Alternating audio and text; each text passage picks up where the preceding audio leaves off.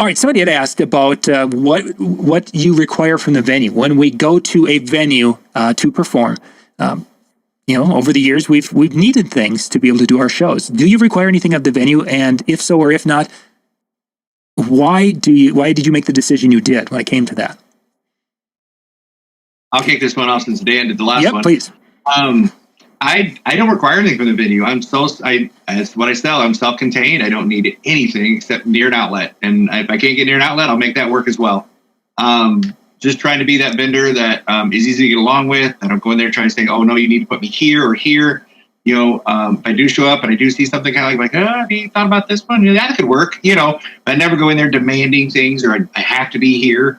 But no, I've never need anything from a venue. I do have a stand, so sometimes you do have a table for me. And John, that might fit in well with you, with that table behind you, mm-hmm. Your workspace or whatever. But I'm just tear the table that table down as well. I don't. Yeah. Some already have it set up or whatever. But yeah, I've never need anything from a venue except water. There's the water. Coffee. Yeah. When I first started out, so like at the time, every venue was always putting out tables for you, and yeah. I did very similar to John. I tucked it in behind me because I had a stand that I would set my stuff on, and then I learned that I could hide cables and hide my amps and everything else if I kind of used other stuff, and that was what I was doing. I was using other stuff, and then as that system evolved and I got out of it, and then I wasn't using CDs, I was like, well, I'll make use of the table. So then I started using the tables that they put out. Never used the chair. I was kind of the proponent. I didn't sit before I heard you weren't supposed to sit. It was something, from my radio days, I was always told you had to stand because that's how you project better. And that's how you do it better, as we're all sitting now. When I was doing that then, that's the way I did it. So I didn't need any of that stuff. Then at some point along the way, I was at one venue and I walked in and they didn't have a table or something like that.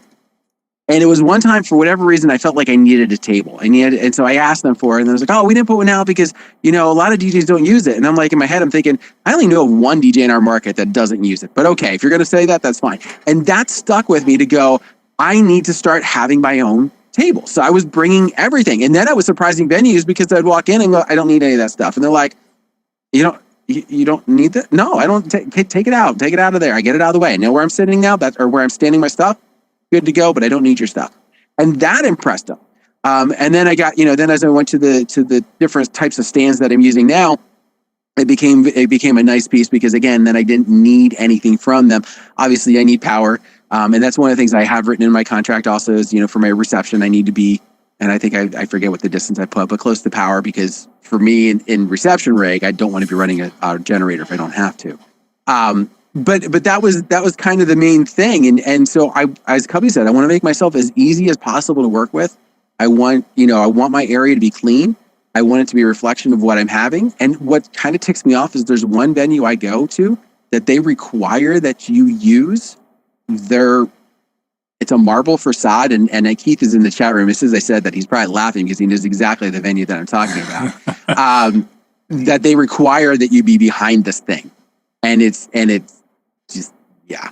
And so it's one of those things where I've gotten to the point where it's like I don't want to use their stuff because also I don't need an 8-foot table. Yeah. Right. Even when I was using CDs, like I might use the 6-foot, but 8 foot, that was ridiculous. And then even with my wide coffin case, it still was at most 4. I don't need all this extra space. And what ends up happening is people put their drinks on it, or people are putting, they're walking around having appetizers and they set it down like it's, it's one of the waiter trays. Yeah. It's no. So I really liked getting myself condensed. So I did not have to worry about that as little as possible and make myself likable to the venues. We started out with our own tables. We made our tables back when it was like we bought speakers, built table for our coffins. And the idea behind that was we didn't want to damage the venue's table, and we thought that was a wise idea because the venues are like, you'll scratch our tables with your DJ gear, that kind of thing. So we started out with tables and we used those. Then, but there were times where a venue would have a table in those early days, and it's like, well, gosh, if they're okay with it, we'll just use theirs. And that was it. But it was probably, no, goodness gracious, I think we started bringing tables in the late 90s. I think is somewhere. And then after that, we've always brought tables with us, unless we forgot it for some unusual reason.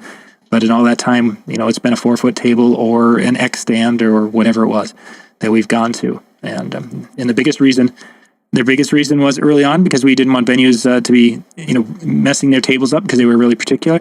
And the latter time, we wanted a more consistent setup. We didn't want to have a 6-foot or an 8-foot or whatever that went time and time again. Guys, we're going to do one more quick question because there was one that it was kind of time sensitive. So we're going to be right back with that one.